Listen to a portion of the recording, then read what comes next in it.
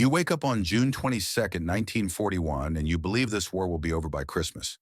Your name is Klaus Steiner, you're 24 years old, and you've never been more certain of anything in your life. The metallic clang of 3 million boots crossing the Soviet border echoes across the dawn like thunder rolling through the plains of Eastern Europe. Panzer engines roar in mechanical harmony, a symphony of diesel and steel that drowns out everything except the conviction pounding in your chest. The smell of summer dust mixes with sweat and gun oil, and you breathe it in like it's the air of victory itself. You don't know it yet, but this golden summer morning is the last time you'll feel warm for the next 6 months. The last time victory seems inevitable. The border checkpoint splinters under artillery fire at 300 hours. Your company of the 206th Infantry Division surges forward through the smoke, rifles held high, voices raw with battle cries that dissolve into the chaos. Around you, the earth trembles as 600,000 vehicles push deeper into Soviet territory. Luftwaffe bombers streak overhead in formations so tight they blot out the stars still clinging to the western horizon.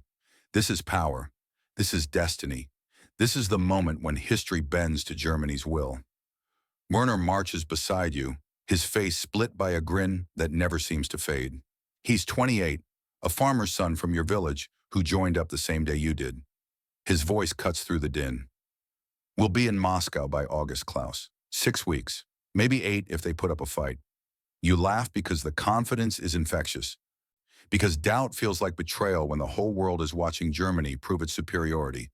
The Wehrmacht is a machine that crushed Poland in weeks, France in 40 days. Now it's the turn of the Soviet Colossus, and every step forward feels like another nail in Stalin's coffin. By midday, your boots kick up dust on roads that stretch toward a horizon that never seems to arrive. The sun hangs overhead like a furnace, baking the plains until heat shimmers off the ground in waves.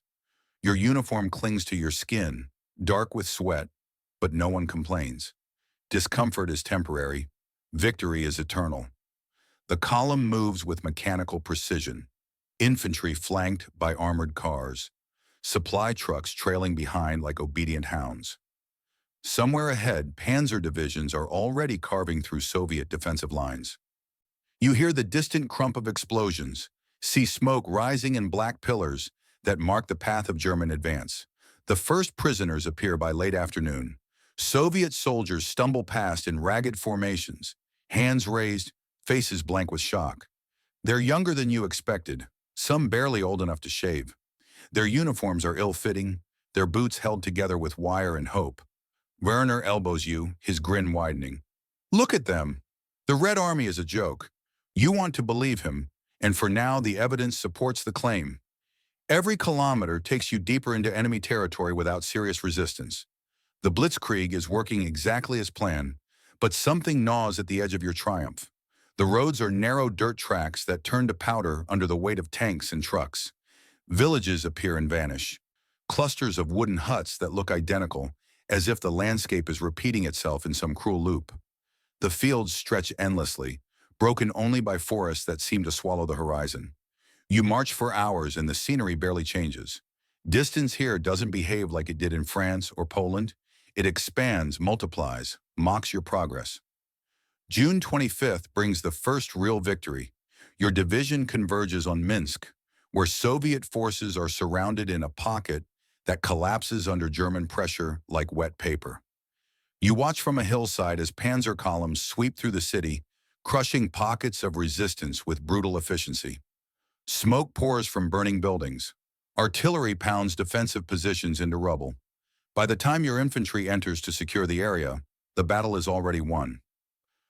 300,000 Soviet prisoners shuffle past in columns that stretch for kilometers. Their faces carry the same stunned disbelief. Werner slaps your back. See? They're running. We'll be in Moscow before the wheat is harvested. That night you write a letter home by candlelight, fingers cramped around the pen. Mutter, the Ivans are running. We crushed them at Minsk. The generals say Moscow is only 800 kilometers away. We'll be there in weeks. The whole company believes it. I'll be home by Christmas. Give my love to Papa and tell him I'm doing what needs to be done. The words feel true when you write them. The map shows Moscow as a red dot that seems achievable. Close enough to taste. But the map lies about distance. It doesn't show how the roads turn to dust that chokes your lungs. It doesn't account for the weight of full gear on shoulders already raw from straps cutting into flesh. It doesn't capture the way the horizon retreats with every step forward, mocking your advance with its indifference. By July 10th, your company has covered 200 kilometers. Moscow is still 600 kilometers away. The math should be simple. More days of marching, more battles won, inevitable victory. Yet something shifts in the rhythm of the advance. Supply trucks arrive later each day, their cargo already depleted by units ahead of you. Horses pulling artillery collapse from exhaustion, their bodies left to rot by the roadside because there's no time to bury animals when men are still marching. The Wehrmacht is supposed to be the most mechanized army in history, but you see horses everywhere, straining against their harnesses, dying in their traces. July 15th, a brief rest stop on the Smolensk highway. Your company sprawls in the shade of trucks, too tired to talk, too hungry to sleep properly. The rations are adequate, but never enough to fill the void in your stomach that grows with each day of marching. You gnaw on hard bread and wonder when the supply lines will catch up. That's when you first see the Panzer unit. They roll past in a column of steel and noise. Panzer IIIs and IVs caked in dust, but still magnificent in their power. The lead tank slows, engine idling with a throaty rumble that vibrates through the ground. The commander stands in the turret, goggles pushed up on his forehead. He's older than you, maybe 32, with the weathered look of someone who's seen too many battles. His uniform is cleaner than yours despite the dust, his rank insignia marking him as a lieutenant. He lights a cigarette and tosses the pack down to your group. Werner catches it and distributes the cigarettes with the reverence of sharing communion. You take one, let the smoke fill your lungs, and approach the tank. The commander's eyes are gray and calculating, measuring you in a way that makes you feel like a child playing soldier. The tanks are unstoppable, Herr Leutnant. Your voice carries more enthusiasm than you intend. He exhales smoke slowly, watching the column ahead before his gaze returns to you. For now. But look at the fuel gauges. Look at the distance. His words are soft, almost conversational, but they land like stones in your chest. The lieutenant's name is Friedrich Müller, though you won't remember it until much later. He doesn't elaborate on his warning, just nods once and signals his driver forward. The Panzer lurches into motion, treads grinding against the road, and disappears into the dust cloud ahead. Werner laughs it off. Officers always worry. That's their job. You're infantry. Worry is a luxury you can't afford when your feet are blistered and your back screams from the weight of your pack. You finish the cigarette and rejoin the march. By July 20th, the optimism starts to crack. Your unit covers 30 kilometers in a day that feels like 100. The roads are barely roads at all, just tracks worn by carts and animals, never designed for mechanized warfare. Trucks sink into loose soil, requiring hours of pushing to free them. The heat is relentless, turning the landscape into a furnace where every breath feels like swallowing fire. Sweat pours down your face in rivers, stinging your eyes, soaking through your uniform until the fabric chafes your skin raw. The villages you pass through are empty, abandoned so hastily that food still sits on tables. The Soviets are retreating, but they're burning everything as they go. Fields of wheat set ablaze, railways torn up, bridges demolished. The scorched earth policy leaves nothing for the advancing Germans to forage. You survive on rations that grow smaller each day, washed down with water from canteens that taste of metal and grit. Hunger becomes a constant companion, gnawing at your insides with teeth that never dull. Distance stops being measured in kilometers. It's measured in exhaustion, in the number of men who collapse from heat stroke and are left by the roadside with promises that trucks will retrieve them later. In the horses that die in their traces and are butchered for meat when rations run short. The Wehrmacht is still advancing, still winning battles, but the cost is mounting in ways that don't appear on casualty reports. August arrives with no relief. The sun continues its assault from a sky bleached white by heat. Your company reaches the outskirts of Smolensk, where the Soviets have finally decided to make a stand. The city sprawls along the Dnieper River, its ancient walls and modern defenses forming a barrier that can't be bypassed. For the first time since crossing the border, the advance stops. Not because the Wehrmacht lacks the strength to push forward, but because the enemy has teeth. August 5th, your baptism by fire. Not the skirmishes and one-sided massacres of the past weeks, but real combat where both sides bleed. The order comes down at dawn. Assault the southern sector. No artillery preparation, no air support, just infantry charging across open ground towards Soviet positions dug into the rubble of bombed-out buildings. You check your rifle for the 100th time, fingers trembling despite your best efforts to appear calm. Werner's grin is gone, replaced by a tightness around his mouth that mirrors your own fear. The whistle blows. You run. The ground erupts around you in geysers of dirt and shrapnel. Machine gun fire tears through the air with a sound like ripping cloth, impossibly loud, impossibly close. Men fall beside you, their bodies crumpling in ways that don't seem real. You keep running because stopping means dying. Your lungs burn. Your legs feel like they're made of lead. The Soviet position grows larger with each step until you can see individual faces behind the sandbags. You dive into a crater and press yourself against the earth, rifle clutched to your chest. The noise is overwhelming, obliterating thought, reducing existence to pure survival instinct. Werner lands beside you, his face streaked with dirt and sweat. His lips move, but you can't hear the words over the chaos. You reload your rifle with shaking hands and rise to fire.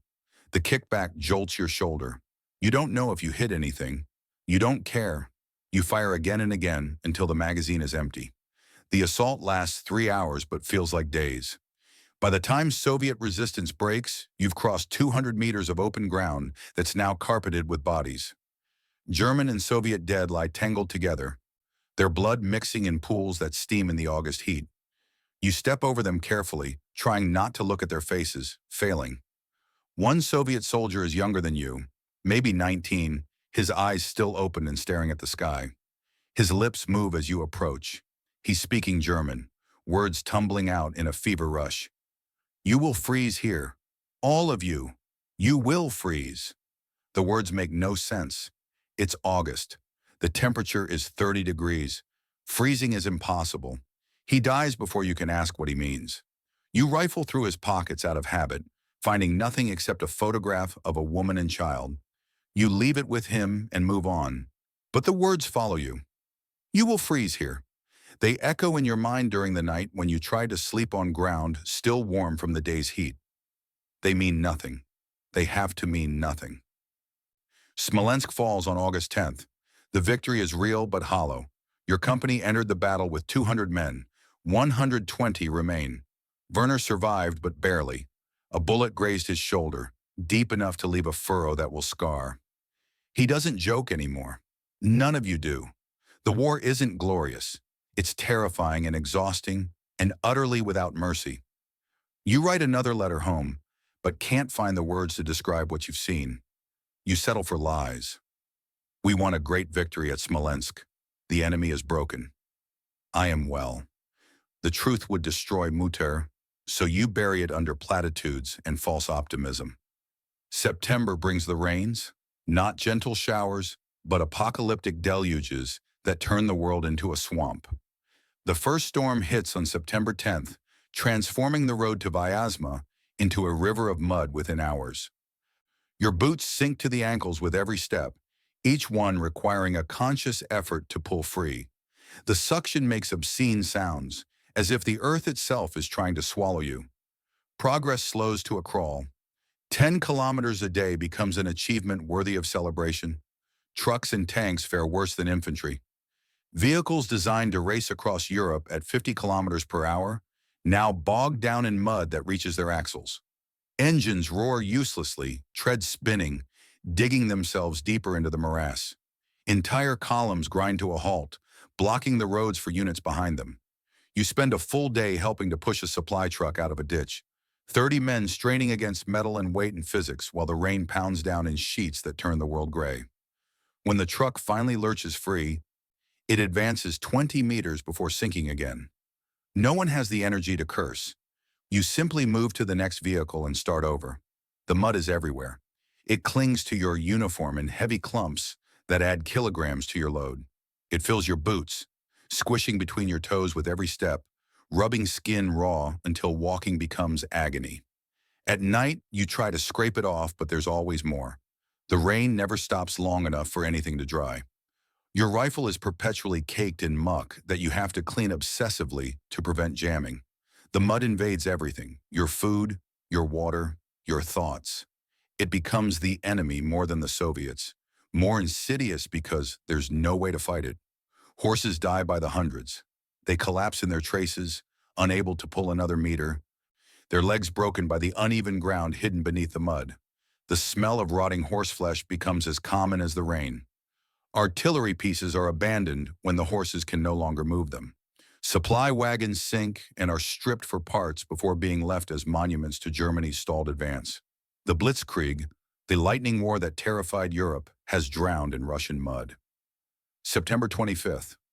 Your company reaches a staging area near Vyazma, where the offensive will regroup for a final push toward Moscow. Reinforcements arrive, fresh-faced boys who haven't yet learned that war is nothing like the propaganda films. One of them is assigned to your squad. His name is Hans Weber. He's 19 years old from Hamburg, with eyes that betray his terror despite his attempts to appear brave. His uniform is too clean, his boots too new. He's never fired his rifle in combat. You recognize him immediately as what you were 3 months ago, a fool who believes in victory. Hans asks questions that make you want to scream.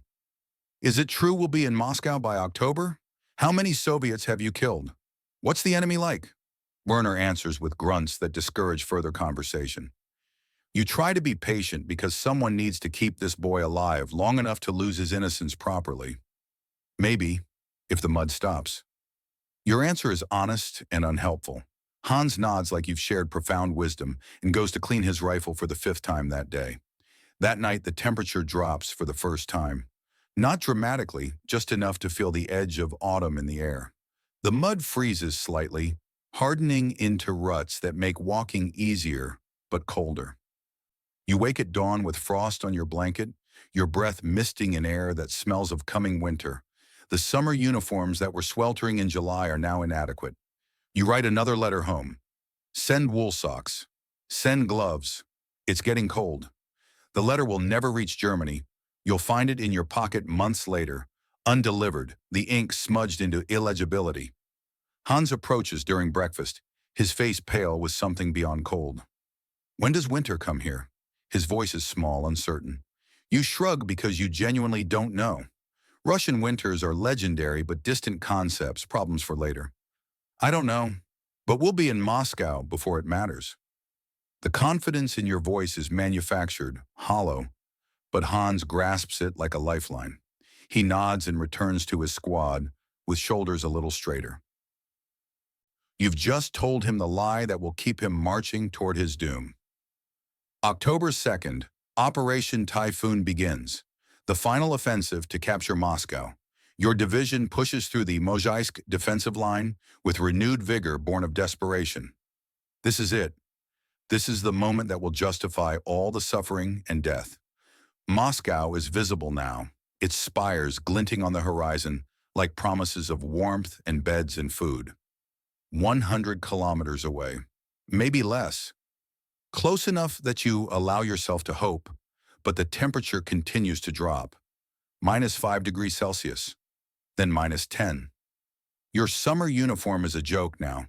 Thin cotton that does nothing to block the wind that cuts through you like razors made of ice. Your fingers go numb holding your rifle. You blow on them to restore sensation, but it only works for minutes before the cold reclaims them. Water in your canteen freezes overnight. You have to chip at it with your bayonet to get a drink in the morning. Frostbite appears first on your ears, then your nose, then the tips of your fingers. The skin turns white and waxy, feeling like plastic under your touch. When sensation returns, it brings pain that makes you gasp. You wrap your scarf around your face, but it's not enough. Nothing is enough. The cold is a living thing, a predator that stalks you through every moment, waiting for weakness. October 15th, Werner dies, not from a bullet or an explosion, or any of the deaths you imagined during the summer advance. He freezes. You find him in the morning, sitting against a tree, his rifle across his lap, eyes open and staring at nothing. The temperature hit -20 overnight. Werner simply sat down during his watch shift and never got up again. His skin is blue-purple, his lips black, his fingers curled into claws. You try to move him, but his body is rigid, frozen solid, as if he's been carved from ice rather than born from flesh. The sight breaks something inside you that you didn't know could break. Werner was supposed to survive. He was older, stronger, more experienced. If he can die from cold alone, then none of you are safe. You can't bury him. The ground is frozen iron hard, impervious to shovels. You leave him there, propped against the tree, and mark the location in your mind with the vague promise that someone will retrieve him later. No one does. He becomes one of hundreds of frozen statues that line the road to Moscow, silent witnesses to Germany's hubris. Hans vomits when he sees Werner's body. He's never seen death like this, slow and cold and utterly without dignity. He won't stop asking questions. How long was he there? Did he suffer? Why didn't anyone help him? You have no answers that will satisfy him, so you grab his shoulders and force him to meet your eyes. He said we'd be home by Christmas. He was right. He is home, just not the way he thought. The words sound profound in your head, but hollow when spoken aloud. Hans pulls away and walks into the forest to be sick again. October 28th, your unit camps near a tank depot outside Klin. You haven't seen Friedrich Müller since July, haven't thought about the tank commander and his cryptic warnings about distance and fuel. But there he is, standing beside a Panzer III that looks like a metal corpse. The engine is silent, the turret is dusted with snow. Müller's hands are wrapped in bandages, 3 fingers on his right hand missing. You approach cautiously, unsure if he'll remember you. He does. His gray eyes register recognition without warmth. You were right about the distance, Herr Leutnant.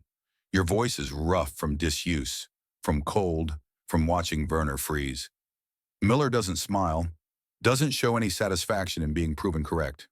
He gestures at his Panzer with his bandaged hand. The tanks are unstoppable, except when they freeze. Can you fix it?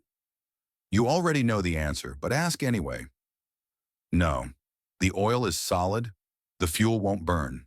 We're useless now.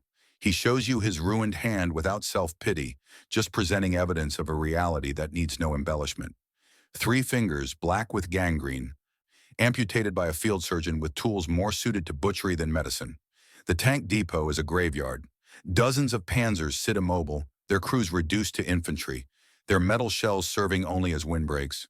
Germany's technological superiority, the weapon that crushed Europe, rendered impotent by temperature. You leave Müller without saying goodbye, because what is there to say? The evidence of failure surrounds you both. November 7th, the night you will remember for the rest of your life, however long that may be. Temperature -40 degrees Celsius, 40 degrees below zero, a number so extreme it stops being meaningful and becomes simply pain incarnate. You huddle in a hole scraped into frozen earth with Hans and 12 other men. There's no shelter, no firewood, no warmth. Just bodies pressed together in a desperate attempt to share heat that none of you possess. Breathing becomes torture. Each inhalation feels like knives stabbing into your lungs, the air so cold it burns going down. You breathe shallowly, quickly, trying to minimize the pain. Exhaling creates clouds of vapor that freeze on your scarf, on your collar, on your face in a mask of ice. Your eyelashes stick together when you blink. You have to pry them apart with fingers you can no longer feel. Hans is crying, not sobbing, just tears leaking from his eyes and freezing on his cheeks in crystalline trails. I want to go home. His voice is barely audible, almost lost in the wind that howls across the open ground. We all do. You pull him closer, sharing what little warmth your body can generate. Stay awake. If you sleep, you die. You repeat this mantra throughout the night to anyone who shows signs of drifting off. Stay awake. Stay awake. Stay awake. 4 men die during that night. They simply stop shivering and grow still. By morning, they're frozen in sitting positions, their faces locked in expressions that range from peace to absolute terror. You can't tell which is worse. You move their bodies outside the hole, lining them up with the care of someone arranging firewood. Hans is still breathing, still alive, though his eyes have the glassy look of shock. You slap his face gently to bring him back to awareness. We survived. His response is barely a whisper. Did we?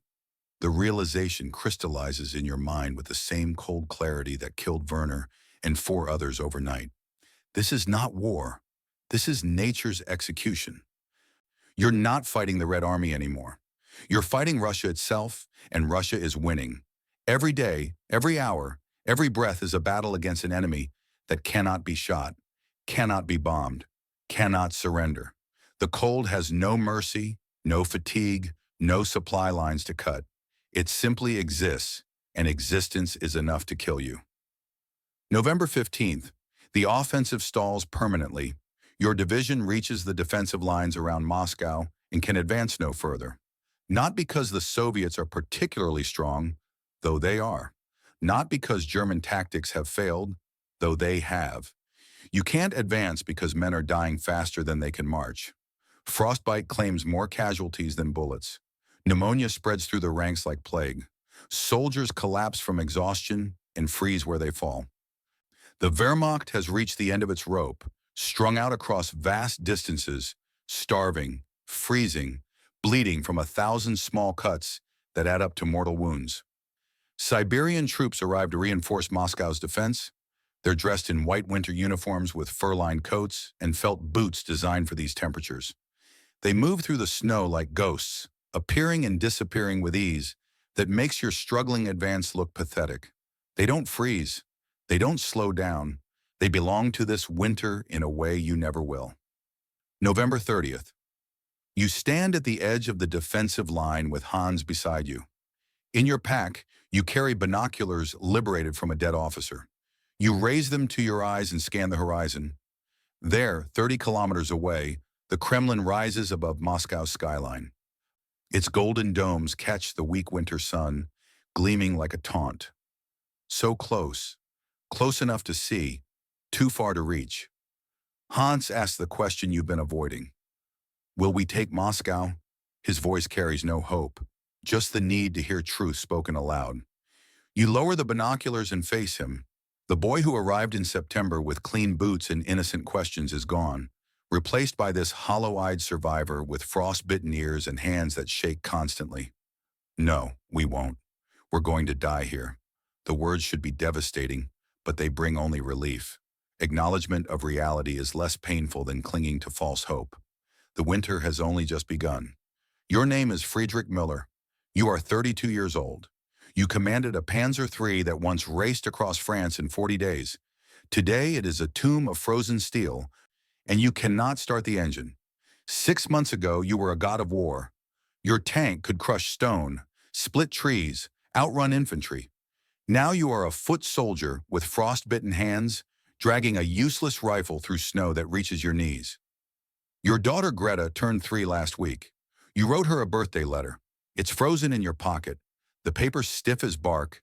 The ink probably faded to nothing. You will never send it. December 1st, 1941, 5 o'clock in the morning. You wake inside the Panzer's crew compartment where you've slept for the past 4 months. Your body curled around the radio equipment in a space never designed for rest. The metal walls radiate cold that seeps through every layer of clothing, through skin, into bone. Your breath forms clouds so thick they obscure your vision. The temperature gauge reads minus 42 degrees Celsius inside the tank. The war machine that was your pride, your weapon, your home, has become a freezer with you as the preserved meat. You climb out through the commander's hatch, movement stiff and painful. Every joint protests. Your left hand, wrapped in bandages crusted with frozen blood, throbs with a pain that's become so constant you barely notice it anymore. 3 fingers gone, amputated 6 days ago by a field surgeon who apologized while he sawed through bone. The stumps ache in the cold, phantom sensations of fingers that no longer exist trying to curl into fists that can't form. The tank depot spreads around you in the pre-dawn darkness, a graveyard of machinery silenced by winter. 200 Panzers sit immobile, their crews huddled around fires built from wooden ammunition crates. Smoke rises in thin columns that dissipate immediately in wind that howls across the open ground. Your gunner Eric stands beside your tank, stamping his feet in a futile attempt to generate warmth. His face is wrapped in a scarf that reveals only his eyes, red-rimmed and hollow. Herr Leutnant, the engine is dead. Eric's voice is muffled by the scarf, but the defeat comes through clearly. You already knew this. You've known it since yesterday when the temperature dropped and the oil turned to sludge. But hearing it spoken aloud makes it real in a way that silence couldn't. They're all dead. 200 tanks, all frozen. The words taste like surrender when they leave your mouth. You spend 3 hours trying anyway. You and Eric and the loader Josef work in shifts, attempting to coax life from machinery designed for temperate climates, never tested against Russian winter. You build fires under the engine compartment, hoping to warm the oil enough to flow. The flames lick against armored steel that absorbs heat and gives nothing back. You pour hot water over the fuel lines, watching it freeze into ice sculptures before it can penetrate. You crank the starter until your remaining fingers cramp, and Josef takes over, then Eric, then you again in an endless rotation of failure. By 8 o'clock, the sun rises over the depot with light but no warmth. Other crews have abandoned their attempts, accepting what you refuse to acknowledge. The Panzer Division, Germany's spearhead, its unstoppable fist, has been defeated by temperature. Not outfought, not outmaneuvered, simply frozen into irrelevance. The order comes down at noon. All tank crews are hereby reassigned as infantry. Report to quartermaster for rifles and foot soldier equipment. Your Panzer is no longer a weapon of war. It's a landmark, a monument to hubris, 30 tons of useless metal that will sit here until spring or until the Soviets overrun the position and claim it as a trophy. You run your bandaged hand along the turret one final time, feeling the ice that coats every surface. In France, this machine was invincible. Here, it's nothing. December the 2nd brings you to the field hospital, a collection of tents that offer shelter from wind, but not from cold. The canvas walls flap and snap in the gusts, and inside men lie on cots arranged in rows that extend beyond what your eyes can track. The smell hits you first. Gangrene and frostbite combined into a stench of rotting flesh that makes your stomach clench. You've come because the pain in your hand has gone from constant to unbearable, and you know what that means. Dr. Hartman examines your bandages with the detached efficiency of someone who's seen this 1,000 times today alone. He's 48, gray-haired, with hands that shake from exhaustion rather than cold. I have to take more. 2 more fingers, now. His voice carries neither sympathy nor judgment, just statement of medical necessity. You nod because there's no point arguing with gangrene. The black tissue has spread since the last amputation, creeping up your remaining fingers like frost climbing a window. There's no anesthetic. The alcohol froze weeks ago, and morphine is reserved for battlefield wounds. Not self-inflicted injuries caused by insufficient clothing. You bite down on a leather strap provided for this purpose, worn smooth by the teeth of previous patients. Dr. Hartman works quickly, his saw making sounds you'll hear in nightmares for whatever remains of your life. The pain transcends description, becomes something beyond physical sensation, a white-hot core that fills your entire consciousness until nothing else exists. When it's done, you have 2 fingers remaining on your right hand, thumb and index, barely enough to hold a rifle, insufficient to be called a hand in any meaningful sense. Dr. Hartman wraps the stumps in bandages that immediately soak through with blood. I'm sorry, Lieutenant. The cold is faster than my scalpel. How many have you saved? The question comes out through teeth still clenched on the leather strap. 10%. Maybe. He doesn't elaborate, doesn't need to. 90% of men who come to him with frostbite this advanced die anyway, from infection or shock or simply because their bodies have nothing left to give. You leave the surgical tent and pass 30 men waiting for their turn. Some have hands black to the wrist. Others have feet that have swollen until their boots had to be cut away, revealing tissue that's more dead than alive. One soldier, no older than 20, stares at his blackened toes with the empty expression of someone who's already accepted loss. Dr. Hartman will saw through bone and flesh for hours, until his hands give out, or his patients do, and tomorrow there will be 30 more. December 5th. You join an infantry unit assembling near an empty supply depot. The quartermaster issues you a rifle, 3 magazines, and a greatcoat that's too small and smells of the previous owner. The coat has bullet holes in the back. You don't ask what happened to him. Your tank crew goes with you, Eric and Yosef, transformed overnight from specialists to common soldiers. Yosef makes jokes that no one laughs at. Eric says nothing at all, just checks his rifle obsessively, looking for something to control in a situation where control is illusion. That's when you see him. Klaus Steiner, the young soldier who approached your tank back in July when victory seemed certain and Moscow was just another city waiting to fall. He's aged a decade in 5 months. The eager farm boy with questions about tank superiority has been replaced by this gaunt figure with hollow eyes and a face carved down to essentials by hunger and cold. His ears are wrapped in bandages, frostbite having claimed tissue there. He limps slightly, favoring his left foot in a way that suggests damage beneath the boot. "You survived, Herr Leutnant." Klaus's voice carries no surprise, just acknowledgement of statistical improbability. "Don't call me that. I'm just Fritz now, same as you." The rank means nothing when you can barely hold a rifle, when your fingers are buried somewhere in a medical waste pit. Klaus nods understanding. Another soldier stands beside him, younger, maybe 19, with eyes that have seen things they can't unsee. This is Hans Weber. Hans doesn't speak, just nods once in greeting that might be respect or might be simple exhaustion. "Are we going to retreat?" Hans finally asks, his voice barely above a whisper. "Eventually, if we live that long." You don't soften the truth because false hope is crueler than honesty. Klaus and Hans exchange a glance that communicates volumes without words. They've already accepted what you're only beginning to understand. Survival is no longer about victory or defeat. It's about lasting until tomorrow, and then the day after, with no thought given to anything beyond the immediate present. December 7th marks the day hunger stops being discomfort and becomes existential threat. The last supply convoy arrived 5 days ago, and its contents were already inadequate.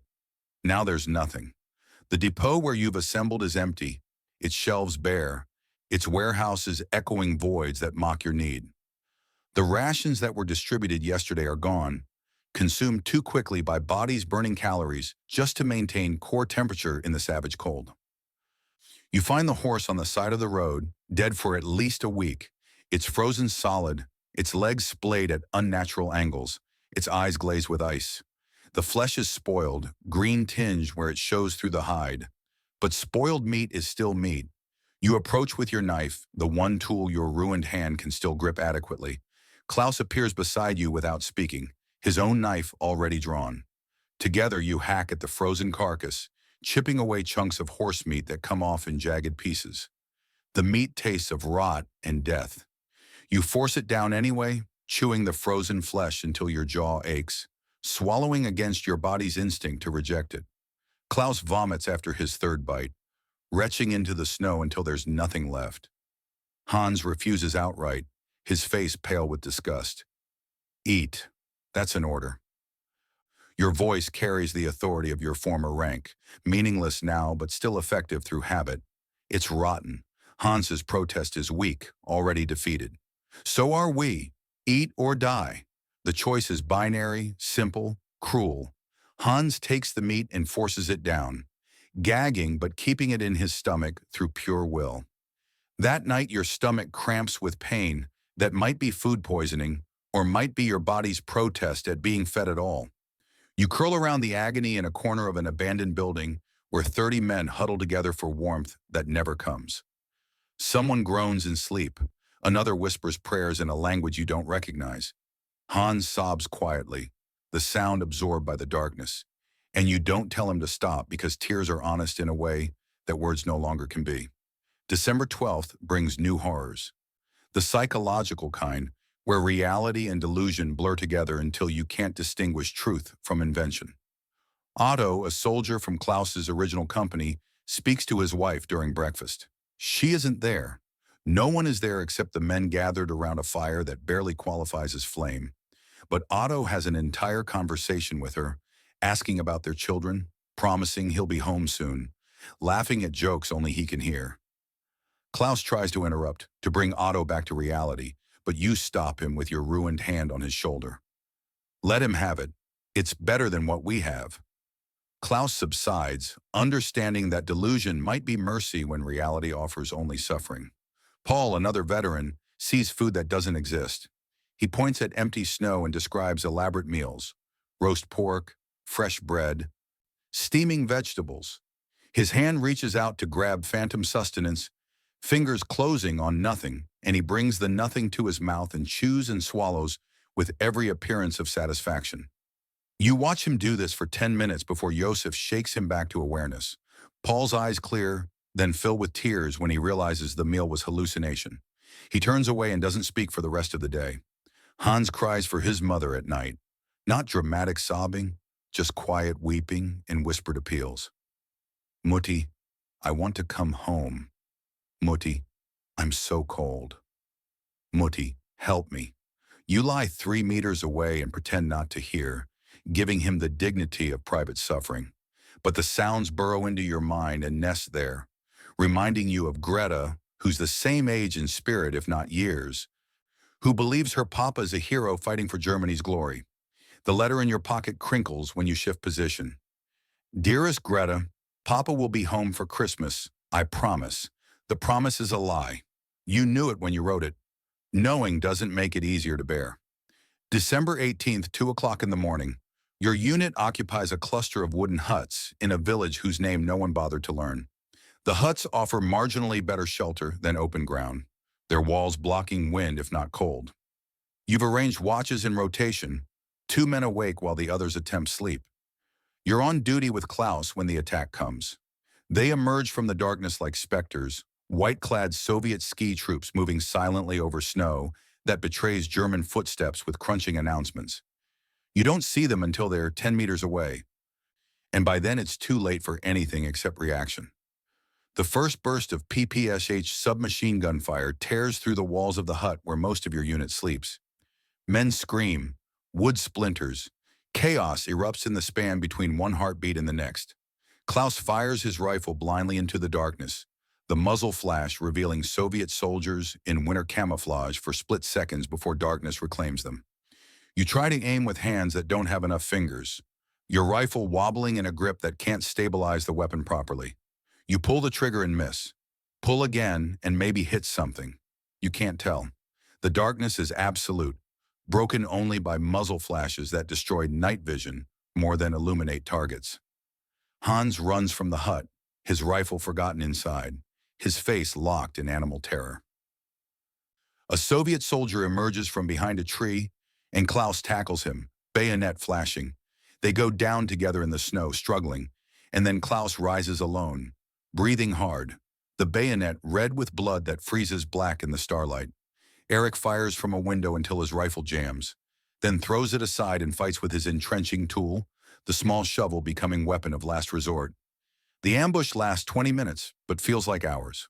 When the Soviets withdraw, melting back into the winter landscape as suddenly as they appeared, you count the cost. 38 men in your unit before the attack. 23 remain.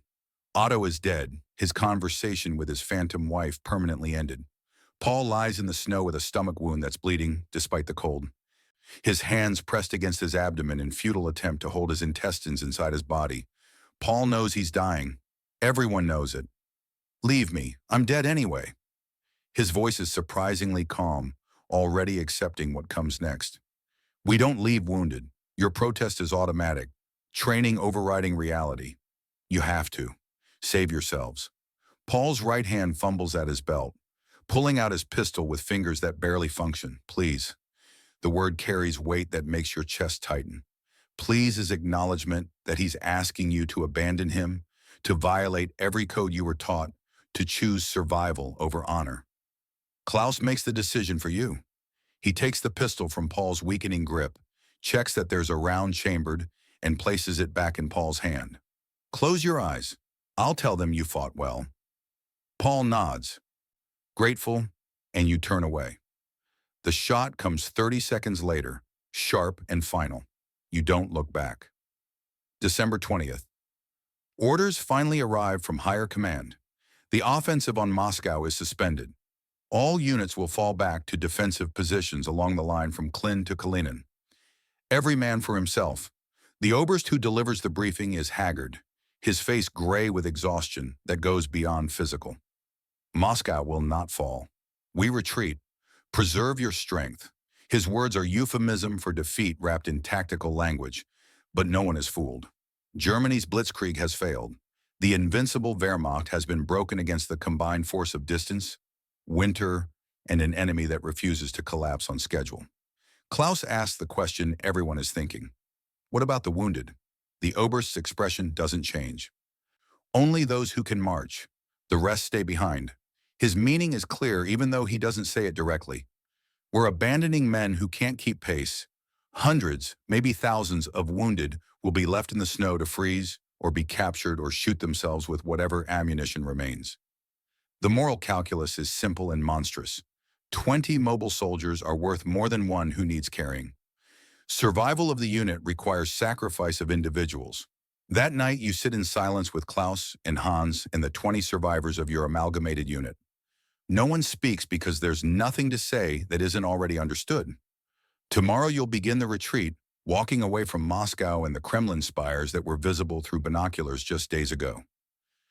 You'll leave behind the dead and the dying and the frozen tanks and the illusion that Germany could conquer Russia through superior tactics and technology. Winter has taught its lesson with brutal clarity. Nature doesn't care about human ambition. It simply exists, and existence is sufficient to destroy armies. December 21st, the retreat begins. Not an organized withdrawal with rear guard actions and strategic repositioning, but a scrambling flight of desperate men fleeing an enemy that doesn't need to pursue because winter does that work for them. Your column forms on the road south, thousands of soldiers in gray coats moving through white landscape like a river of ghosts. The walking wounded come too, those who can hobble on frost-bitten feet, who can cradle shattered arms against their chests and still move forward. Those who can't are left in the buildings you're abandoning. The road is lined with debris from the advance. Abandoned trucks sit frozen in ditches, their engines seized, their cargo long since looted. Tanks that ran out of fuel or broke down or simply froze stand as monuments to technological hubris. Their turrets traversed at random angles, their hatches open like screaming mouths. And everywhere, bodies. German soldiers who died of cold or wounds or exhaustion, frozen in positions that range from peaceful to agonized. Some are still standing, propped against trees, their bodies rigid enough to maintain balance even in death. You walk past them without comment because comment requires energy better spent on placing one foot in front of the other. Hans asks how far to safety. 200 kilometers, maybe more. Your answer is based on briefings that are probably outdated, distances that mean nothing when measured against winter's fury. We walk or we die, Klaus adds, his voice flat, emotionless. He's already made peace with whatever comes. You envy him that acceptance even as you fight against it in yourself. Temperature hovers at minus 45 degrees. The wind cuts through every layer of clothing, through skin, finding the vulnerable core of warmth your body desperately protects. Men drop from the column every few kilometers, their bodies giving out, collapsing into snow that will be their grave. No one stops to help them. No one can. To stop is to risk never starting again. You hear their calls behind you, pleas for assistance that fade into silence, and you keep walking because mercy is a luxury you can't afford. December 24th, Christmas Eve. The concept of holiday means nothing here, in this frozen hell where Santa Claus has been replaced by death, and the only gifts are frostbite and starvation. Your column is ambushed by Soviet cavalry, Cossacks on small, hardy horses that move through deep snow with ease German infantry can't match. 20 men are cut down in the initial charge, sabers flashing in weak sunlight.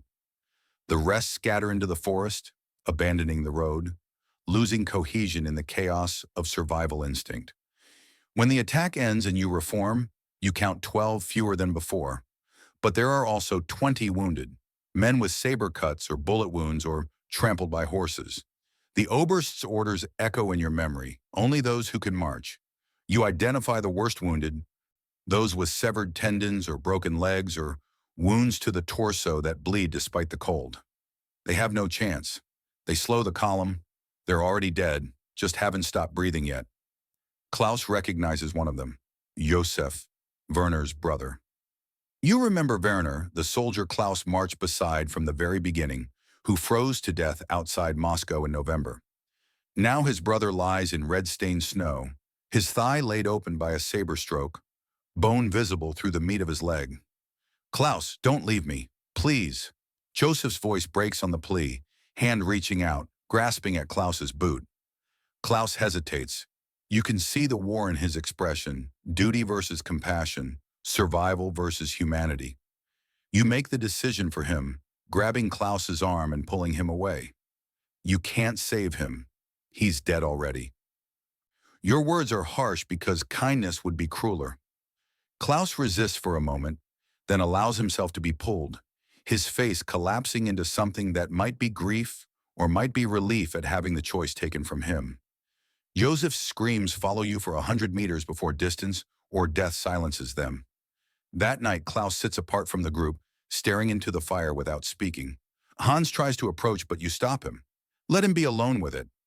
There's no comfort you can offer that will ease the knowledge of what he's done, what all of you have done. Survival requires becoming something less than human, something that can walk away from a friend's brother screaming in the snow. Klaus has just paid that price. Give him space to reconcile it with whatever remains of his conscience. December 27th. The blizzard hits with force that makes previous storms look gentle. Visibility drops to zero. Wind screams across the open steppe with velocity that knocks men off their feet. Temperature plummets to minus 48 degrees, a number that stops being measurement and becomes pure abstract malice. The column disintegrates, men separated by the white wall that descends between one moment and the next. You grab Klaus and Hans, linking arms so you won't lose each other, and push forward into wind that feels like walking into a solid barrier. Ice forms on your eyelashes until you can't see. You navigate by feel, boots finding the slight depression that marks where the road should be. Your lungs burn with each breath, the air so cold it damages tissue, leaving taste of blood in your mouth. Hans stops responding to questions. His eyes are glassy, his movements mechanical. Hypothermia has him in its grip, shutting down non-essential functions to preserve the core. You shake him, but there's no recognition in his face. We carry him. If we stop, we all die. Klaus understands immediately, taking Hans's left arm while you take the right. Together you drag him forward, his feet barely touching the ground, his weight distributed between you. Your remaining fingers scream in protest, barely able to maintain grip on Hans's coat. Klaus's breath comes in ragged gasps, his strength depleted by months of starvation and cold. But he doesn't let go. Neither do you. Giving up on Hans means giving up on yourself, on the idea that there's still something human left in what you've become. You walk for 10 kilometers like this, maybe more. Distance loses meaning in the whiteout. Time becomes measured in steps, in breaths, in heartbeats that feel increasingly irregular. Men pass you in the storm, gray shapes in the white, moving alone or in pairs. Some call out for help. You ignore them because you can't carry more than Hans, and he's already pushing the limit of what's possible. The blizzard swallows their voices, their shapes, their existence. When the storm finally breaks, dawn reveals the cost. Bodies litter the road behind you, dozens of men who fell during the night and froze where they lay. The column has shrunk by half. Of your original unit of 23 after the Christmas Eve ambush, 9 remain. Eric is gone, somewhere in the storm, separated and probably dead. Joseph made it, but his feet are black to the ankles, dead tissue that will kill him unless amputated. Hans is alive but unconscious, his core temperature so low he's barely breathing. You lay him by the fire Klaus builds from scraps of wood salvaged from a destroyed cart, and slowly, tortuously, he begins to show signs of life. December 29th. You stumble into German lines near Vyazma. The defensive position is barely that, just a trench line manned by troops as exhausted and broken as your own. But there are medics here, and hot soup that tastes like heaven despite being mostly water, and the illusion of safety even though the Soviets could overrun the position with minimal effort. You collapse at the aid station, consciousness fleeing before you can stop it. When you wake, a doctor examines you with the detachment of someone doing inventory. Missing 5 fingers, severe frostbite on both feet, signs of malnutrition and exposure. You'll live. His assessment is clinical, neither congratulation nor condemnation. Klaus sits on the cot beside yours, his feet wrapped in bandages, toes partially amputated while he was unconscious. Hans lies in the next row, pneumonia filling his lungs. 40% chance of survival according to whispered conversation between doctors who think you're still asleep. The doctor continues his inventory. Of your division, 12% survived to reach these lines.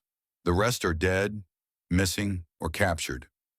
You're the lucky ones. You laugh at that, a sound without humor that makes your ribs ache.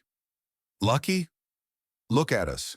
The doctor doesn't respond, just moves to the next patient. Someone else who needs his clinical assessment of damage and survival probability. January 3rd, 1942. The new year arrived without celebration, without acknowledgement. It's just another day in an endless succession of days where survival is the only goal and tomorrow the only horizon. You've been issued paper and pen, the first opportunity to write home since before Moscow. Your ruined hand makes writing almost impossible. Each letter formed with painful concentration, but you force the words onto paper anyway. Liebe Margareta, I am alive, but the man who left you is dead. I don't know who I am anymore. The sentences feel inadequate, incapable of conveying the transformation that's occurred. The stripping away of everything you were until only the core remains. And you're not sure that core is recognizable as human. You write about the weather in vague terms, about missing Greta, about hoping to see them both again. You don't write about the screaming, the frozen dead, the men you left behind, the pieces of yourself buried in snow outside Moscow. Those truths would destroy her, so you protect her with lies and omissions. Klaus writes at the table beside you, his letter addressed to Werner's mother. You watch him struggle with the words, starting over multiple times, finally settling on fiction. He died a hero, defending his position. He didn't suffer. Both sentences are lies, but they're necessary lies, the kind that let people sleep at night. Klaus seals the letter and stares at it for long minutes before placing it in the outgoing mail pile. His face is empty, carved down to essentials by guilt and survival. Hans doesn't write. His hands are too damaged, nerve damage from frostbite making fine motor control impossible. He watches you and Klaus with hollow eyes, and you wonder if he envies your ability to lie to people back home, or if he's grateful to be spared the necessity. Josef died this morning, infection from his amputated feet spreading faster than medicine could counter. Hans was there when it happened, holding Josef's hand as the fever took him. Now Hans sits in silence, and you don't try to draw him out because some experiences can't be shared, can only be endured alone. The three of you sit in the field hospital barracks as afternoon fades to evening. Outside, more wounded arrive from the continuing retreat, an endless stream of broken men fleeing winter's advance. The war continues, but your part in it has fundamentally changed. You're no longer tank commander, no longer proud member of the Panzer elite. You're just another survivor, one of the few who made it back from the gates of Moscow with pieces missing, but breath still in your lungs. Fritz looks at Klaus across the narrow space between cots. We survived. The words should be triumph, but they sound like question, like doubt that survival is truly what's occurred. Klaus meets your gaze with understanding that requires no elaboration. Did we? Or did we just freeze slower than the others? Neither of you has an answer that satisfies. Survival is no longer victory. It's just postponement of the inevitable, a temporary reprieve granted by chance and cruelty in equal measure. Winter didn't just kill men. It killed the idea that Germany could win this war. It killed the belief in technological superiority and strategic brilliance. It proved that nature is the ultimate arbiter of conflict. indifferent to flags and ideologies and the ambitions of dictators who think they can reshape the world through force of will. Russia won not through better tactics or braver soldiers, but through simple possession of winter, through being the land where cold comes to live, and humans are merely temporary visitors suffering at its pleasure. You think about your Panzer, frozen somewhere near Moscow, waiting for spring that may never come. You think about Eric and Paul and Otto and all the others whose names you're already forgetting, whose faces blur together into generic mass of suffering. You think about Greta, who believes her papa's a hero, who will grow up not recognizing the man who eventually returns, if he returns at all. And you think about the coming spring, about the mud that will replace the snow, about the fighting that will continue because nations don't surrender just because winter proved them mortal. The letter to Margaret sits in your pocket, undelivered, a small weight that might as well be mountains for all the burden it represents. The promises within are lies. The hope is false, but you keep it anyway because abandoning hope entirely means becoming something that can no longer be called human, and you're not ready for that final transformation. Not yet. Not while there's still breath in your lungs and the possibility, however remote, that somewhere beyond this frozen hell, there exists a world where daughters recognize their fathers, and warmth is something more than memory.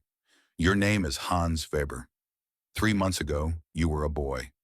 Today, you are something else, something hollow. You have no toes on your left foot. 3 fingers are black stumps. You weigh 48 kilograms. You were 72 when you arrived. Every night, you hear Josef screaming. Klaus left him in the snow. You did nothing. You tell yourself you had no choice. You're lying. January 5th, 1942. You wake in the field hospital, unsure how you arrived here or how long you've been unconscious. The tent ceiling sways above you, canvas rippling in wind that penetrates every gap in the fabric. Your body feels disconnected from your mind, as if you're observing someone else's suffering from a comfortable distance. That distance collapses when the doctor peels back the blanket covering your left foot. The toes are black, not the purple black of bruising, but the absolute black of tissue death. The gangrene has spread to your instep, a tide of necrosis that will kill you if not stopped. The doctor's face reveals nothing as he examines the damage with fingers that probe gently, but still send lightning bolts of pain up your leg. We need to amputate. Today. His pronouncement arrives without preamble, without softening, just medical reality stated plainly. You nod because speech requires energy you don't possess. The doctor marks the amputation line with a pen, drawing across your foot like an artist sketching preliminary borders. There's no anesthetic. You already know this from watching others go through the process. The morphine is gone, used on men with battlefield wounds deemed more urgent than frostbite. Your injury is self-inflicted in the eyes of medical triage, caused by inadequate preparation rather than enemy action. Therefore, lower priority for pain relief. They give you leather to bite. You recognize it as the same strap Fritz used, worn smooth and dark from the teeth and saliva of dozens of previous patients. The taste is copper and salt and fear. The surgeon's saw makes sounds that bypass your ears and register directly in your bones. Vibrations that travel up your leg and settle in your chest as nausea. You scream through the leather, jaw clamped so tight your teeth crack. But the pain doesn't stop, doesn't even diminish, just continues in waves that crest higher with each stroke of the blade. When it's finished, your foot ends in bandaged stumps where 5 toes used to be. The surgeon shows you what he removed, 5 black digits that look like charcoal remnants from a fire. These were trying to kill you. Now they can't. His tone suggests you should be grateful. You stare at the pieces of yourself in a metal tray and feel nothing except profound exhaustion. The next cot holds Klaus, awake now, his feet similarly bandaged.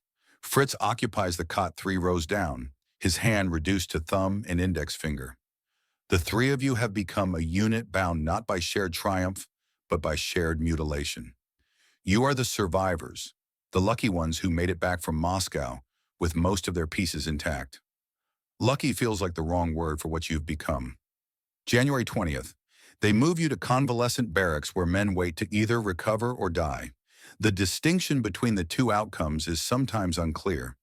You watch a soldier named Dieter waste away over 5 days, his body simply giving up despite absence of visible wounds. He stops eating on day 3, stops speaking on day 4, and dies on day 5 with eyes open and expression peaceful. The doctor records pneumonia as cause of death, but you know better. Dieter died because continuing to live required more will than he possessed. The nightmares start the second night. Joseph appears with regularity that makes sleep something to dread rather than seek. In the dreams, you're back in the retreat, watching Klaus walk away while Joseph screams. But in the dream, you can move, can help, and you choose not to. You stand frozen by choice rather than circumstance, and Joseph's screams merge with accusations. You could have saved me. You wanted me to die. You're glad it was me and not you. You wake gasping, sheets soaked with sweat despite the cold. The other men in the barracks ignore you because everyone has nightmares here. Everyone fights private wars in the hours between dusk and dawn. Fritz notices, though. He approaches your cot during daylight when the ghosts retreat temporarily. It wasn't your fault, Hans. The words should comfort, but they slide off the shell you've constructed around the core of your guilt. We left him. We left all of them. Your voice sounds distant, even to yourself. We had to. Fritz's pragmatism is meant to absolve, but it only clarifies the choice you made. Survival over compassion, life over honor, you over them. Did we? Or were we just too scared to die with them? The question hangs between you and Fritz doesn't answer, because there is no answer that satisfies. Fear is honest at least. Cowardice dressed as pragmatism is harder to reconcile. Klaus shares his own guilt later that evening, voice low enough that only you can hear. Werner's brother called my name. I walked away. The confession is gift of shared burden, attempt to distribute weight that's too heavy for one person. It doesn't work. Guilt is not divisible. Each of you carries your own, and no amount of sharing reduces the mass. January 25th brings mail, the first correspondence from home in 8 weeks. The letters have been following you through the retreat, passed from unit to unit, arriving finally at the hospital where you've become temporarily stationary. Your letter is from your sister Greta. The envelope is smudged and bent, evidence of its journey through chaos. Hamburg was bombed on January 12th. RAF night raid. Your family home took a direct hit. Father survived but was injured, his left arm shattered by debris, unlikely to regain full function. Mother is living with relatives in the countryside. The house where you grew up, where you learned to read and played with toy soldiers and dreamed of glory, is rubble. Greta's letter includes a sketch she drew from memory, the house as it was, before fire and explosives reduced it to foundations and broken walls. You read the letter 3 times, trying to summon emotion appropriate to the news. Grief or rage or fear, something that proves you're still human. Nothing comes. The news is abstract, distant, happening to people who exist in a world you no longer understand. Your family's suffering should matter more than it does, but you've seen too much suffering to rank theirs as more significant than the hundreds of deaths you witnessed during the retreat. The bombs destroyed your home. The winter destroyed you. Which loss carries greater weight? Fritz receives a photograph. His wife Margaret has sent an image of Greta, his daughter, now 4 years old. She's grown taller, her face leaner, losing the round softness of toddlerhood. Fritz studies the photograph with intensity that borders on desperation, as if staring long enough will let him know her again. I don't recognize her. The admission costs him something. She's grown, and I wasn't there. Will she recognize me when I return? If I return. Klaus's letter arrives from Werner's mother. She thanks him for his service, for keeping her son safe as long as possible, for ensuring Werner died a hero. The gratitude in her words cuts deeper than accusation would. She believes the lies Klaus told her, finds comfort in fiction he created to spare her the truth of her son freezing alone outside Moscow. Klaus reads the letter once and carefully folds it into quarters before placing it in his pocket. He doesn't speak for the rest of the day, and you don't interrupt his silence. February 1st. The Medical Review Board declares you fit for duty. The pronouncement is absurd given your condition, but absurdity has become policy. The Wehrmacht has lost so many men that anyone capable of holding a rifle is needed, regardless of missing appendages or damaged nerves or psychological wounds that won't show up on physical examination.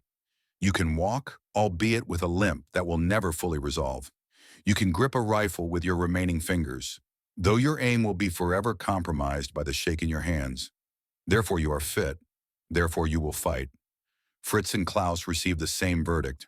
Fritz with his mutilated hand that can barely form a fist. Klaus with partial foot amputations that make marching agony. All three of you are pronounced battle-ready by a doctor who avoids meeting your eyes while signing the forms. You can still fight. His voice lacks conviction, but the paperwork doesn't care about conviction. With what? We're broken. Fritz's protest is perfunctory, spoken for the record rather than with any hope of changing the outcome. Then you'll break together. Germany needs every man. The doctor's response closes the conversation. Need trumps condition. Desperation trumps sense. You're issued uniforms and rifles and assigned to a defensive position 100 kilometers west of Moscow. Part of the Rozhev salient, where the Wehrmacht clings to a bulge in the front line that logic says should be abandoned, but pride refuses to surrender.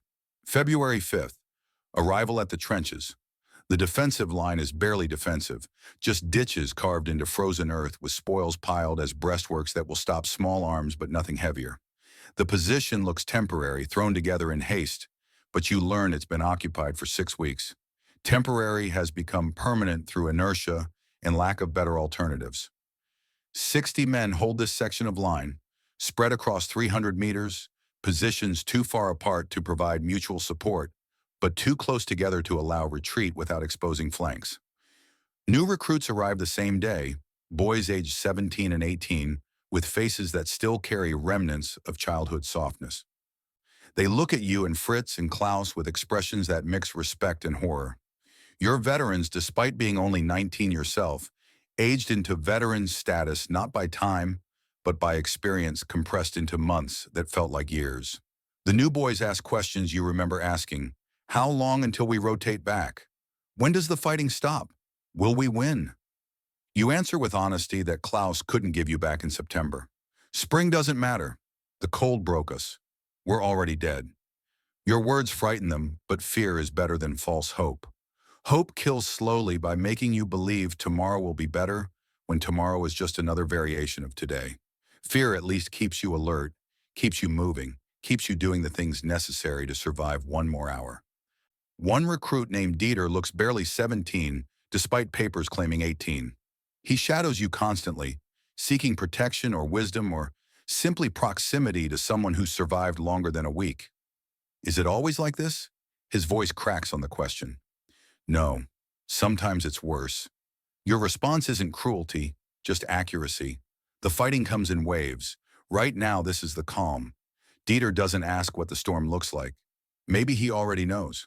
February 12th, the Soviet probing attacks begin. Not full assaults, just raids designed to test defenses and kill Germans, and remind everyone that the Red Army hasn't forgotten this position. The attacks come at night when darkness provides cover, and exhaustion makes soldiers slow. Artillery announces the raids. Katyusha rockets screaming overhead with sound like demons ascending from hell. The explosions walk across the position in sequential bursts that turn earth into geysers of dirt and ice and men. You crouch in your section of trench, rifle held against your chest, and wait for the shells to stop. The waiting is worse than the impact. Your mind races through scenarios of direct hits, of burial under collapsing earth, of shrapnel finding the gaps in your inadequate cover. When the barrage finally lifts, the assault comes immediately, Soviet infantry emerging from darkness with speed that suggests intimate knowledge of the terrain. The fighting is close and vicious. No room for tactics, just point and shoot and hope your rifle doesn't jam. Fritz fires from your left, his ruined hands somehow finding purchase on the stock. Klaus fights from your right, his limp forgotten in the adrenaline surge that overrides pain. Dieter huddles at the bottom of the trench, paralyzed by fear that renders him useless. You don't blame him. 3 months ago, you were him. The Soviets withdraw after 20 minutes, melting back into the night, leaving behind 3 German dead and 7 wounded. Your position held but holding is not winning, just postponing loss. The raids will come again tomorrow, and the next day, and the day after that. eroding strength through attrition that doesn't require decisive battle. Death by 1,000 cuts, each one shallow but collectively fatal.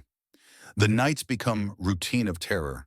Darkness brings artillery, then infantry, then desperate fighting, then silence, then waiting for the next attack.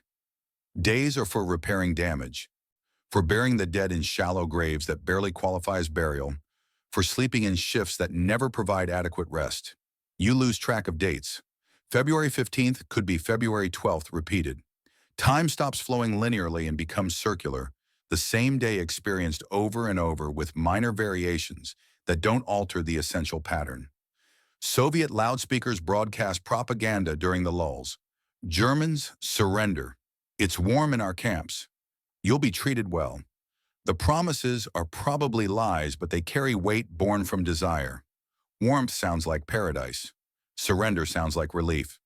But surrendering means gambling that the Soviets honor the Geneva Convention, that prison camps are better than trenches, that survival in captivity is more likely than survival here. The calculus is impossible.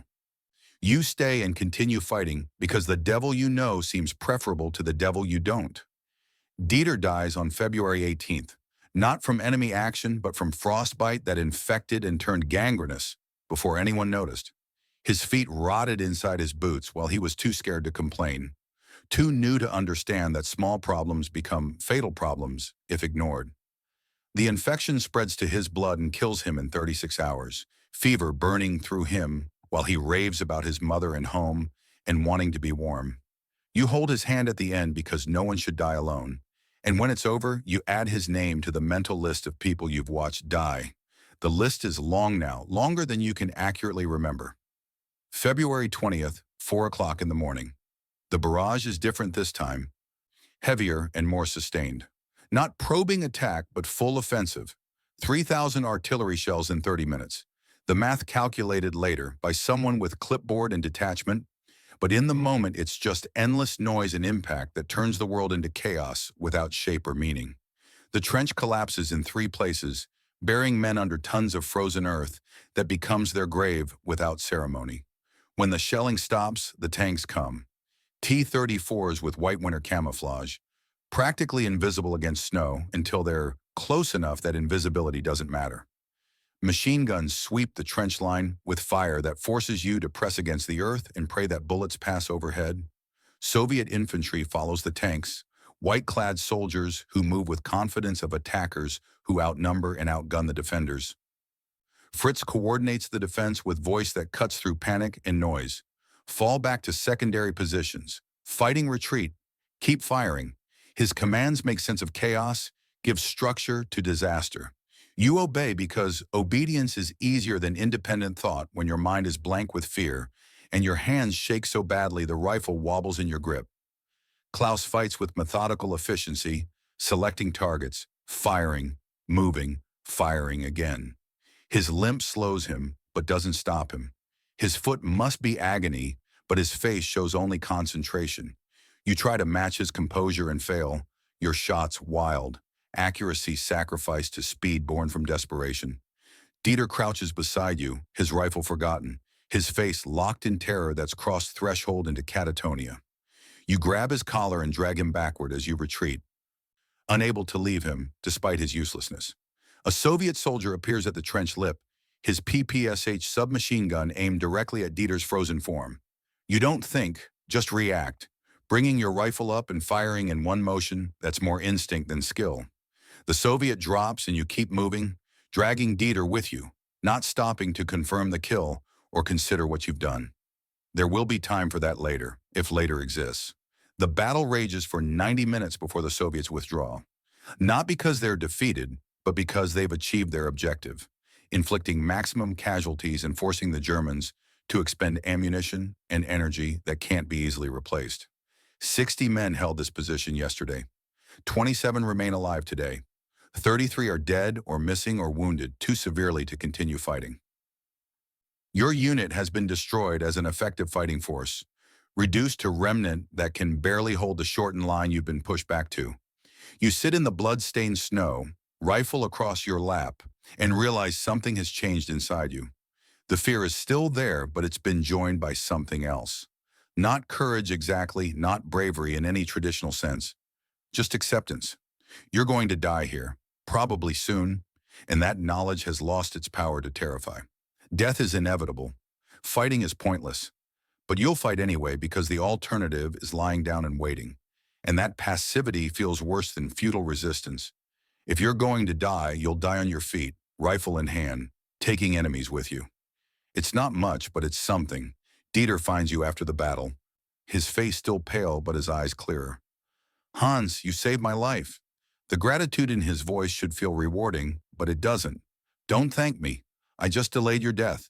The response is harsh but honest. Dieter doesn't understand yet, doesn't grasp that saving someone in war isn't mercy, just postponement of inevitable conclusion. He'll learn. Everyone learns eventually or dies in their ignorance. That's all any of us can do. Fritz approaches from checking the casualty count, his expression grim but unsurprised.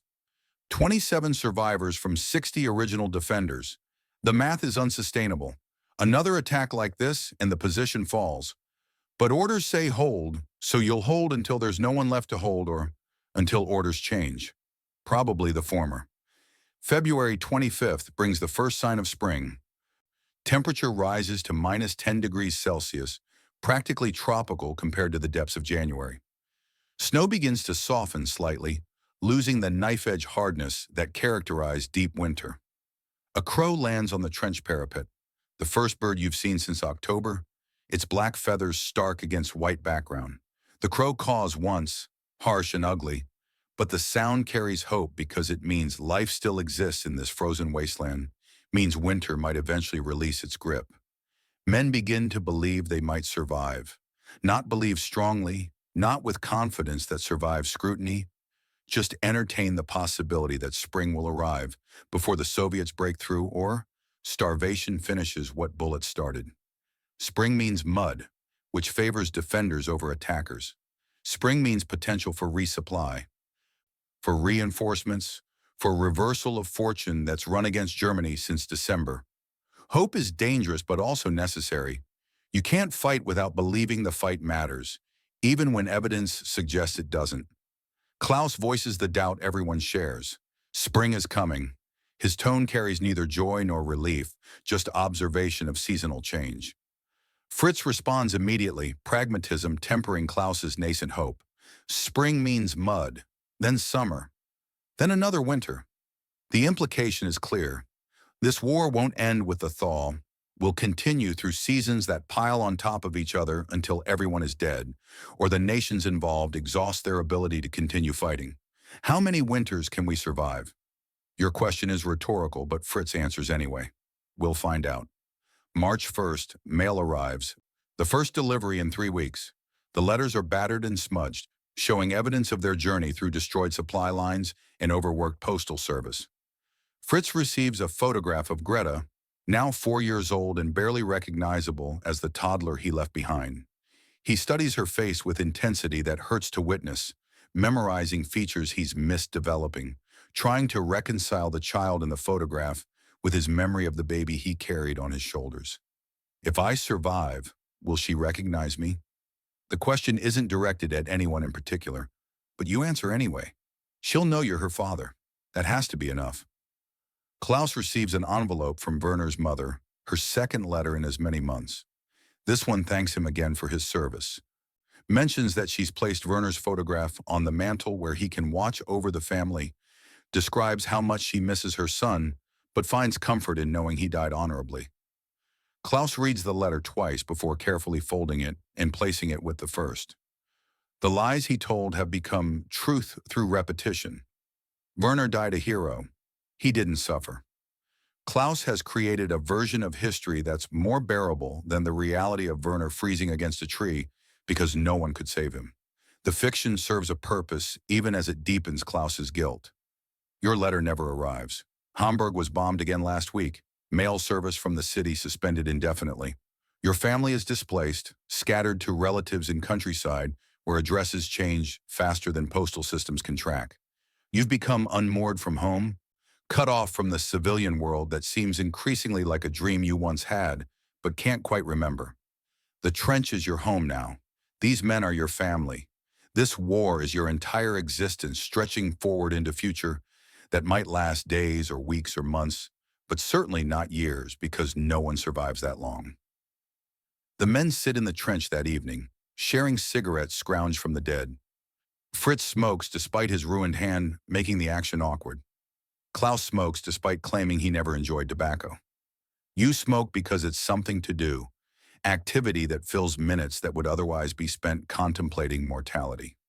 No one speaks because speech requires energy and thought, both in short supply.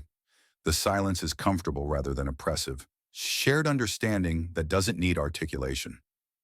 March 5th. You stand at the trench edge during a moment of calm when neither side is actively trying to kill the other. Fritz and Klaus flank you, the three of you forming a line that somehow survived when so many others didn't. In the distance, Moscow's skyline is visible through binoculars someone abandoned, the Kremlin standing as it has for centuries, indifferent to German ambitions. The city was never the goal, just the destination that symbolized victory. We were so close. Your voice carries wonder at how near you came to the objective that now seems impossibly distant. We were never close. Moscow was never the goal. Klaus's correction comes from understanding earned through suffering. Fritz turns to look at him, curiosity crossing his haggard features. What do you mean? The question invites explanation that Klaus delivers with certainty that brooks no argument. The goal was always survival. We just didn't know it. The revelation settles over the three of you with weight of truth that rearranges everything that came before. The invasion, the advance, the battles, the retreat, all of it was never about conquest or ideology or reshaping Europe's political map. It was always about surviving the next hour, the next day, the next winter. Victory was illusion maintained by momentum and ignorance. The moment the advance stopped, the illusion shattered and revealed the war's true nature. Endurance contest where the prize for winning is simply not dying. You think about the boy who arrived at Vyazma in September, terrified and clueless, asking questions about when the war would end. That boy is dead, killed by experience and cold and guilt over abandoned men whose screams still echo in nightmares. The person who remains is harder, emptier, capable of walking past wounded comrades without stopping, capable of killing without hesitation, capable of surviving at the expense of humanity. You came to Russia a boy who believed in victory. You'll leave a man who learned that victory is a lie. There are only survivors and corpses. You are a survivor, but you paid for it with every piece of your soul. The spring continues its slow advance, temperature rising incrementally, snow beginning its transformation to the mud that will define the next phase of this endless war. The Soviets maintain pressure on the position, nightly raids that grind down defenders through attrition. Each morning brings new graves, shallow scratches in earth that's still mostly frozen. The cemetery grows faster than the garrison shrinks, mathematics that eventually mean every man who held this position in February will be buried here by April. But you're still alive on March 10th, still breathing on March 15th, still fighting on March 20th. Each day is small victory that leads nowhere except to another day of identical struggle. The seasons change, but the war doesn't. Summer will bring new horrors to replace winter's cruelties. Fall will bring the mud again. Winter will return like clockwork, indifferent to prayers or pleas, and kill another generation of soldiers who thought they could conquer Russia through force of will and technological superiority. Fritz sits beside you during a watch shift in the pre-dawn hours of March 21st. His daughter's photograph is creased from constant handling, the edges worn soft. He studies it by moonlight, weak enough to require imagination to fill gaps in visibility. 7 fingers lost, toes likely to follow, face aged beyond its years by starvation and stress. The man in the photograph Margaret keeps on the mantle bears no resemblance to who Fritz has become. She won't recognize me. The statement isn't question or plea, just acceptance of transformation that can't be reversed. Does it matter? Your response surprises you with its harshness, but Fritz doesn't take offense. She'll know you're Greta's father. That's enough. He nods slowly, finding comfort in the simplification. Identity reduced to single relationship, to biological fact that survives when personality and appearance have been stripped away. Father. That's what remains when everything else has been burned out by winter and war. The war will continue. Spring offensive, summer campaigns, autumn mud, winter cold. The cycle will repeat until one side breaks or both sides collapse from exhaustion. Men will die in numbers that make individual deaths meaningless, statistics recorded in ledgers and forgotten by everyone except families who never receive adequate explanation for why their sons and husbands and brothers died in snow or mud or summer heat of a country most Germans couldn't locate on map before 1941. You will fight because fighting is what soldiers do. You will survive or you won't. The outcome determined by chance and circumstance and factors beyond your control. If you survive, you'll carry the weight of everyone who didn't. Names and faces that blur together but never fully disappear. If you die, you'll become one more data point in casualty reports, one more frozen statue marking the road to Moscow, one more son who didn't come home. The Russian winter defeated Hitler's army not through superior tactics or braver soldiers, but through simple possession of cold that Europe couldn't match. The generals underestimated distance and climate and the resilience of people defending their homeland. The soldiers paid for that miscalculation with fingers and toes and lives and sanity. Victory belonged to winter from the moment Operation Barbarossa launched in summer heat without plans for what came after. Napoleon learned this lesson in 1812. Hitler refused to learn it in 1941. The soldiers paid tuition for their leaders' willful ignorance. On the endless white plains of Russia, a truth was written in frozen blood and abandoned equipment and graves too shallow to protect the dead from wolves. Winter is unforgiving, and nature is the greatest general of all. No army defeats the cold. No technology conquers distance. No ideology outlasts the steppes in difference. Men who came to conquer stayed to die, their ambitions reduced to desperate hopes for survival measured in hours rather than years. And the land absorbed them all, German and Soviet alike, feeding on conflict like it has for centuries, patient and permanent, while the armies that cross its vastness are temporary and mortal and ultimately irrelevant to its existence.